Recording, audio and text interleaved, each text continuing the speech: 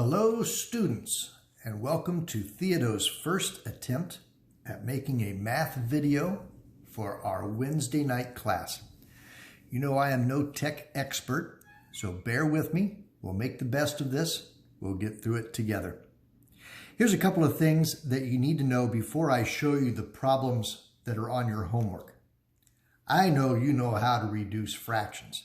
When we reduce fractions, we know we have to divide both of these by the same number.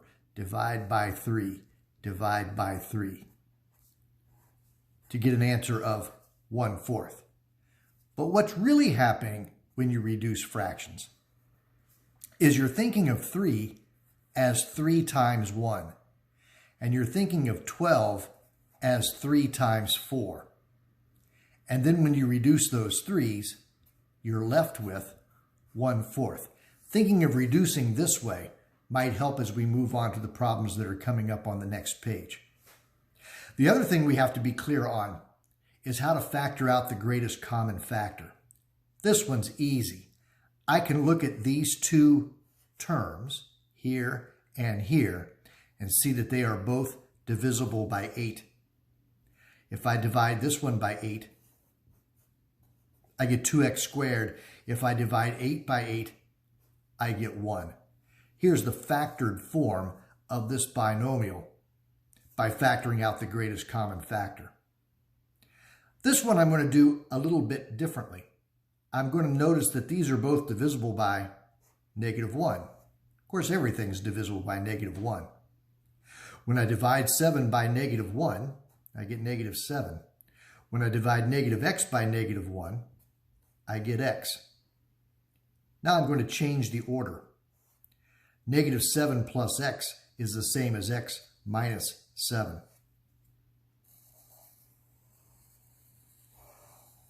What happens? When you factor out a -1, the positive 7 becomes a -7. The negative x becomes a positive x. Let's do it in one step. If I factor out a -1, then the negative x becomes a positive x, and the positive 5 becomes a -5. That's a trick that's also going to prove useful in the homework problems that are coming up. Reducing fractions. Now here's what the reducing fraction problems will look like on your homework. Here's two examples. If I wanted to reduce this fraction, well, rule number 1, you are not allowed to reduce these y's. You can never reduce when you're next to an addition symbol. Instead, think of it this way. We're going to let y plus 9 be y plus 9 times 1.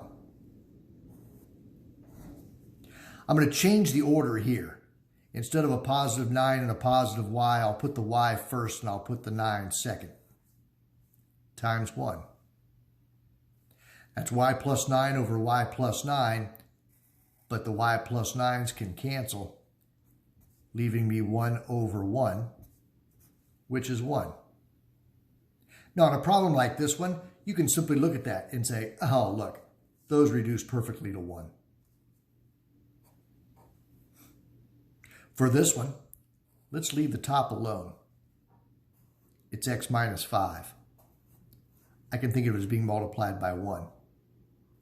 For this one, I'm going to use my trick that we did on the previous page. I'm going to factor out a -1. When I factor out a -1, this negative x becomes positive. This positive 5 becomes negative. Now look how nicely these two factors cancel out, leaving me with 1 divided by -1, which is -1. If you can look at number 1 and say, oh, look, that's just 1, don't show the work. If you can look at number 2 and say, oh, look, that's -1, don't show the work. Here's two more examples. Now again, our job is to simplify. Simplify means reduce. In the top, not much I can do with 7. I could write it as 7 times 1. In the bottom, let's factor out the greatest common factor. The greatest common factor of 14 and 21, those are both divisible by 7. 14 divided by 7 is 2. 21 divided by 7 is 3. Now reduce tops and bottoms. That 7 in the top, that 7 in the bottom can cancel, leaving me with nothing but a 1 in the top and 2x plus 3 in the bottom. Let's circle that up. That looks great. That looks great. One more example. Let's factor the greatest common factor. 9x and 99 are both divisible by 9. Divide by 9 is 1x. Divide by 9 is 11. X squared plus 11x have a common factor of x. If I factor an x out of x squared, I still have x. If I factor an x off of 11x, I still have 11. Now cancel the common factors in the top and the bottom, and my final answer is 9 over x. Circle that up nice and pretty. When you're working the homework problems, write the problem down, show the work, circle a final answer. That's the way numbers 3 and 4 should look. 1 and 2, if you can do those in your head, you can do those in your head. All right, go work some homework problems, and I'll see you back here in a few minutes.